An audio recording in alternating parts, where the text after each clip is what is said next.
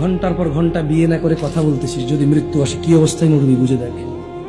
ছোট ভাই আমার, ভাবির পিছে যে ঘুরতেছিস, ওর রুমে যে ঢুকছিস, এই অবস্থা যদি মরে যাস কি হিসাবে মরবি ভেবে দেখ। ছোট ভাই আমার, এখানে সেখানে নির্জনতা খুঁজে বেড়াস প্রেমিকাকে নিয়ে, কি অবস্থায় মরবি বুঝে দেখ।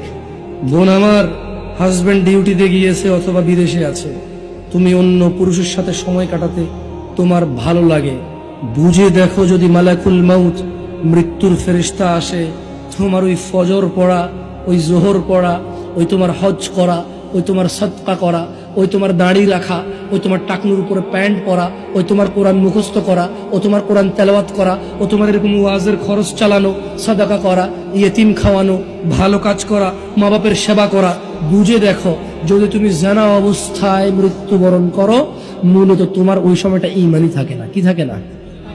না থাকলে কি থাকে মানুষ? কি থাকে?